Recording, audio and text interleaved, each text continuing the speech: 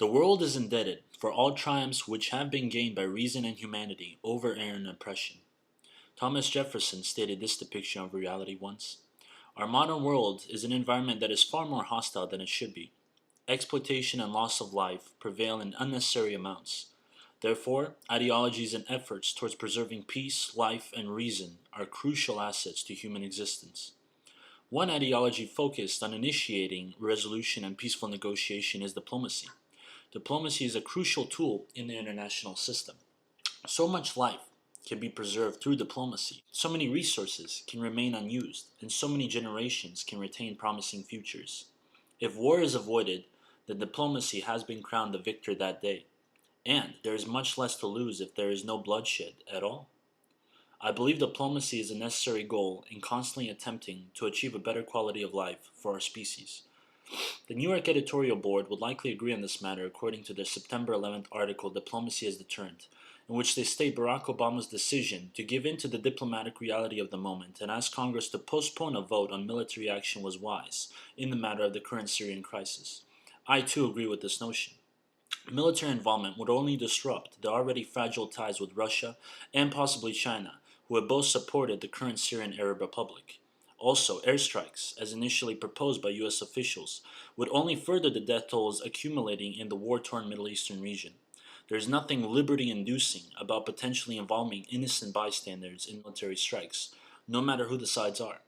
Therefore, it is imperative that diplomacy be the main focus in removing Syrian Arab Republic's chemical armament, because they are the entity that the current potential assailant, the United States, claims is responsible for the chemical attacks in Khan al-Assal and in Sheikh Maksud and Sarakweb. But whether that claim is adequate and justified is in question and should also be investigated. Essentially, there are three paramount reasons why diplomacy as deterrence is necessary. The first is securing mutually agreeable and positive international relations. The second is the preservation of life, particularly that of the innocent, who have no participation in military destructive affairs.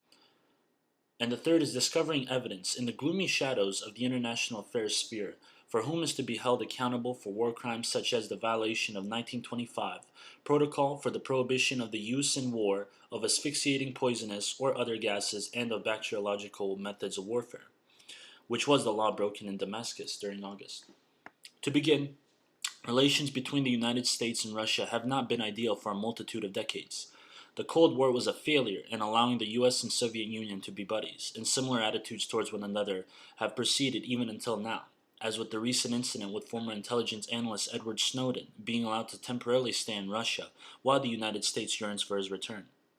Now the United States has arranged problematic circumstances with the Syrian Arab Republic, while Russia has been supportive of the endeavors of Syrian President Bashar al-Assad. If the United States was to strike Syrian forces, there would be possible retaliation from Syrian allies, as stated by al-Assad himself in a recent CBS interview.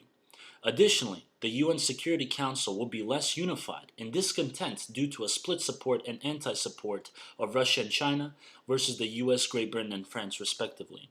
This would disturb the fluidity of cooperation amongst the participants of the Security Council, thus diluting the optimal efficiency of the Council as an entirety.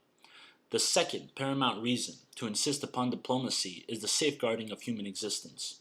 If there are no explosions, if there are no bullets, if there are no artillery shells or grenades or mortars, there are no numerical piles of casualties. It is safe to estimate that less military involvement will result in less military deaths, therefore declining the amount of non-military deaths as well.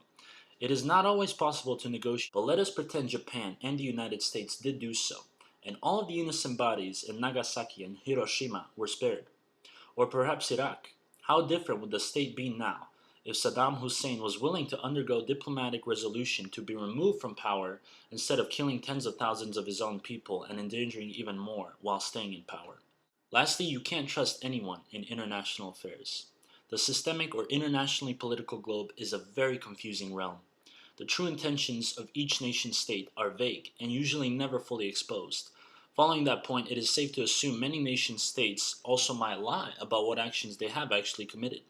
It is assumed by many political figures that Syria's Bashar al-Assad was lying about the use of chemical weaponry on his own people in Damascus. Almost half the UN Security Council would disagree with the notion, but Barack Obama mentioned these attacks as sickening and gruesome and used the United Nations mission to investigate allegations of the use of chemical weapons in the Syrian Arab Republic report by the UN to assign blame on Bashar al-Assad's regime.